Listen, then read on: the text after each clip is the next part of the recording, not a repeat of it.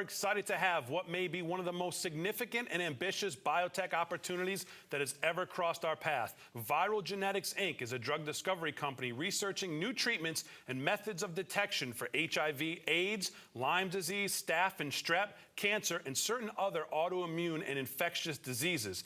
Their management team reads like the dream team, and their advisors include 2 Nobel laureates, Dr. Luc Montagnier and Dr. Barash Blumberg, leading researchers, business and intellectual property veterans, and drug development experts. We are pleased to welcome Hayk Kalajian, President and CEO of Viral Genetics, symbol VRAL. And Hayk, welcome back. What a difference 15 months makes. When you were interviewed in 2009, your goals were to strengthen your balance sheet, approach the FDA, and to solidify your science to validate your claims. I want to talk about all that and the progress you've made, but I want to ask you, in 2009, what other major achievements were there by the company?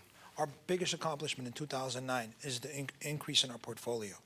We've licensed from University of Colorado intellectual properties that were invented by Dr. Karen Newell in the area of metabolic cancer treatment, in the areas of increasing biofuel production, and this makes us much stronger. At the end of the day, our assets is our intellectual property, and to double it, to make it triple it, that makes us stronger. Indirectly, it contributes to strengthening our balance sheet. It also gives us great business opportunities without hurting us financially. Hayk, I've read you've entered into some rather impressive partnerships with some of the most important institutions in the country, designed to help you further your research. Let's talk about the importance of partnering. What exactly does partnering to further your research mean? Well, you have to remember, we're a small company. We don't have the scientist that works on delivery systems or a scientist that works on the area of vaccines or different ways of looking at a certain disease. So what we decided to do as a small company is to partner with the best. What is our weakness is being small is also our strength. It gives us a chance to work the best of the best. Sure. To have an opportunity to work with, for example, Dr. John Sheehan. If I was a big company, I probably would have our own scientists do it internally. But to have his input in some of the science that Dr. Newell has invented is a great opportunity for us. So that's our goal, is to partner with the best, to try to get the best science in front of the FDA so we could start injecting people here in the United States. Tell me about the joint collaboration between the University of Colorado and Texas A&M.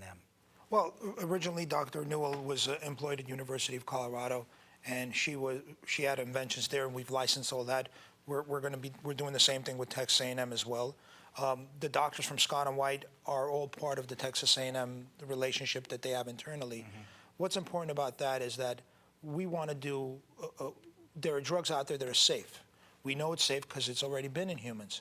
And some of the metabolic technology that we licensed last year allows us to get into humans quicker through what's called a physician's IND. Exactly what is a physician's IND? Well, a physician's IND is basically the compassionate use treatment. If a physician feels that a drug is safe and there's enough data to support it, they ask the FDA permission to inject people that they don't have too many choices left, which is different than a regular IND. A regular IND is we have to go through the process of satisfying the FDA's requirements as it relates to safety, toxicity, production quality, and so on and so on. And that is something we are doing with the peptides. That is something we're going to be doing with the metabolic. I mean, that is our ultimate goal, is to get into a regular IND program. But at the same time, if we have an opportunity to save lives, and that is the reasons we are in this business, then that we will do that as much as we could. Back in the latter part of May, I read that Dr. Blumberg, which is a second Nobel Prize winner, to join your advisory board, came aboard. And what can you tell of the relationship about that? How does that all work?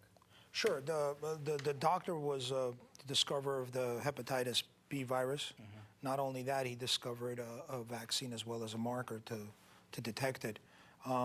This is real proud for the company. I mean, we're in the business of trying to treat autoimmune diseases. And if you look at the last 30 years, you got hepatitis being a major problem. You got HIV being a major problem. We got 2 gentlemen on our board that have discovered those viruses. I mean, to have somebody at that character to recognize the potential significance of your science is a very, very proud moment for us. Also, I read that Dr. Robin Shattuck, who I understand is funded in part by the Bill and Melinda Gates Foundation, has agreed to investigate your HIV/AIDS drug compound. What can you tell us about how this London team came about? We're always looking for confirmation of our science. We're always looking for somebody else to look at it and come back and say, you know, you're right, this is what it does. It's this what it could do, and so on and so on. So it took us a long time to get an agreement together with him, as well as the institute he was involved with, which he will be looking at our peptide technology to reconfirm what we've done, obviously, but then to look at it to see if there's any other uses of it, whether there may be uses in the area of vaccination, different delivery systems. He's a very well-known scientist, and it's an honor to be working with somebody like him. So I would guess with this multi-approach towards a variety of treatments that can be provided, there should be opportunities to work with a variety of different pharmaceutical companies that may have an interest. One major pharmaceutical may be interested in cancer, another major pharmaceutical may be specializing in HIV, and this gives us different potential revenue opportunities, and I would imagine we should multiply the valuation by similar benchmarks. Well, absolutely, Roland. In terms of valuation, when we had a single HIV drug, we were valued somewhere from $20 to $80 million at different times based on where our research was. Today we have multiple drugs, so in the short term, we're not getting the valuation we deserve. So our multiple strength and our multiple valuation we will get towards the end of it will be much higher than it is today. So if we were a single biotech company that worked in HIV, we would have a greater value or equal to where we are today. And then if we had a separate Lyme company, may have that value. If we had a simple biotech company, may have that value.